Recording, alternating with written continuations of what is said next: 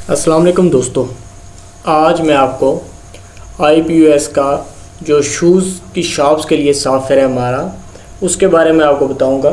उसके पहले पोर्शन के बारे में जो इनिशियल सिस्टम सेटअप है उसके बारे में मैं आपको बताऊंगा। उसके अंदर आप कैटेगरी, कलर, सेल्समैन और आइटम फाइल किस तरह क्रिएट करते हैं और बाकी उसके जो एडिट डिलीट वगैरह करना है वो किस तरह करते हैं। उम्मीद है कि इस वीडियो के आखिर के ऊपर आपको इन 4 चीज़ों की बेहतर नॉलेज हो जाएगी और आपको कोई मसला नहीं आएगा। चलिए स्टार्ट करते हैं। सबसे पहले तो सॉफ्टवेयर जब आपने ओपन किया, मुख्तलिफ वर्जन्स के ऊपर मुख्तलिफ आईडीज़ और पासवर्ड होते हैं। जो करंटली जो हमारा चल रहा है उसकी यूज़र आईडी एडमिन है और पासवर्ड भी उसका एडमिन ही है। जो ये ऊपर स्पेलिंग लिखे हुए हैं वही स्पेल आपने नीचे लिखने हैं। और कैप्स और स्मॉल का इसके अंदर कोई मसला नहीं है, आप जिस भी लिखें केस में वो सिस्टम ओके कर देगा। सबसे पहले शूज़ की शॉप्स के लिए जो पहला स्टेप है वो है कैटेगरी। कैटेगरी बेसिकली आपके जो आइटम्स हैं उनकी ग्रुपिंग है, लेकिन उसके अंदर भी एक क्लिक ये है कि जिनके साइज़ एक जैसे हैं उनकी कैटेगरी एक बनेगी। लेकिन अगर जिस तरह आप के जेंट शूज़ हैं, अब जेंट शूज़ के जो साइज़ है वो स्टार्ट होता है 36 से 45 तक। अब जो भी जेंट्स के शूज़ 36 से 45 तक आते हैं वो उस कैटेगरी का हिस्सा होंगे। लेकिन अगर कोई शूज़ जेंट शूज़ आता है और उसके साइज़ आपको 18 से 28 तक देता है तो उसके लिए आपको एक और कैटेगरी बनानी पड़ेगी। ये तो कैटेगरी के साइज़ के हिसाब से आपको 2 कैटेगरी बनानी पड़ेगी अगर साइज़ की रेंज मुख्तलिफ हो।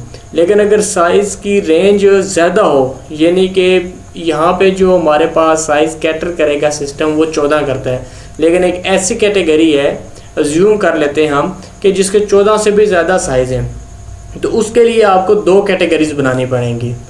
यानी कि अगर साइज़ की रेंज मुख्तलिफ हो, यानी कि 18 से 28 हो और 36 से 45 हो, तब भी आपको 2 कैटेगरीज बनानी पड़ेंगी, कैटेगरी 1 और कैटेगरी 2।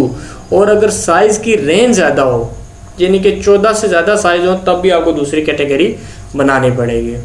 सबसे पहले हम स्टार्ट करते हैं। ऐड कैटेगरी का फॉर्म हमने ओपन किया, यहाँ से हमने ऐड का बटन दबाया, यहाँ पे हमने लिखा जी जेंट शूज़। यहाँ पे हमने लिखा जी 39 से लेके 46 तक। लेट्स सपोज यहाँ पे 39 से 40, पहला साइज़ आएगा 39, दूसरे खाने में आएगा 40, 41, 42, 43, 44, 45 और 46। एक चीज़ जहन में रखिएगा कि जब भी आप कैटेगरी क्रिएट करें तो जो साइज़ हो वो आप जितने आपको चाहिए उससे ज़्यादा रख सकते हैं, उससे कम ना रखें। लेकिन अगर आपने साइज़ कम रखे तो फिर आपको ये कैटेगरी डिलीट करके दोबारा क्रिएट करनी पड़ेगी, आप इसके साइज़ को एडिट नहीं कर सकते। 1-2 कैटेगरी होगी ये वाली हमारी जेंट शूज़ की। दूसरी हमारे पास आ गई थी लेडीज़ शूज़। अब ये मैं रफ़ आइडिया है, मुझे आइडिया नहीं है कि इसके कौन से होंगे, लेकिन 6 से 13 तक नॉर्मली आते हैं। इसमें हमने 6 लिखा, 7, 8, 9, 10, 11, 12 और 13। ये हमारे पास 2 कैटेगरीज होगी। अगर जेंट शूज़ की कोई ऐसी कैटेगरी है जिसके साइज़ 18 से 28 है, यानी कि जो 39 से 46 की रेंज में नहीं आते, तो उसके लिए आपको दोबारा जेंट शूज़ बनाना पड़ेगा। ये आपको सिर्फ समझाने के लिए, हो सकता है ये साइज़ हुई ना 18 से 28, तो आपने लिखना है 18, 19, 20, 21, 22, 23, 24, 25 और 26, 27, लास्ट वन 28। तो ये हमारी एक कैटेगरी और बन गई, आपको समझाने के लिए। लेकिन अगर आपके पास शूज़ का जो जेंट शूज़ है उसकी रेंज ही 39 से 46 तक है, तो आपको दोबारा कैटेगरी क्रिएट करने की ज़रूरत नहीं है।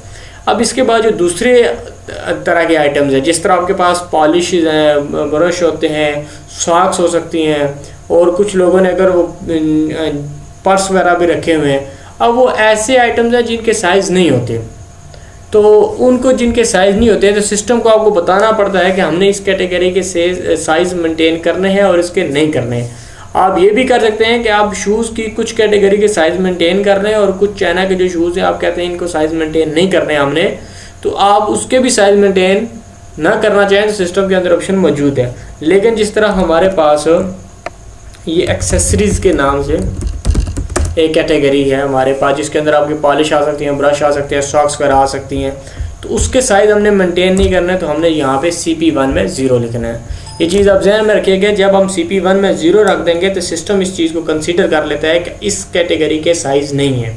तो वो जब आइटम सेल करेंगे तो उसमें मैं आपको फिर इसका डिफरेंस बताऊंगा कि जिनके साइज़ होते हैं वो सेल किस तरह होते हैं और जिनके साइज़ नहीं होते उनको सेल किस तरह करते हैं।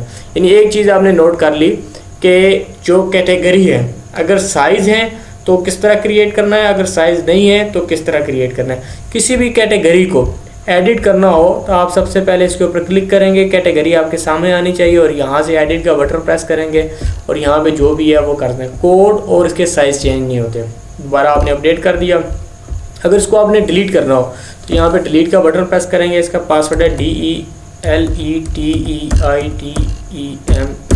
ये अभी जो पासवर्ड चल रहा है, करंट जो चल रहा है, इससे पिछला होगा तो उसके आखिर पे आपने ऐसे नहीं लगाना।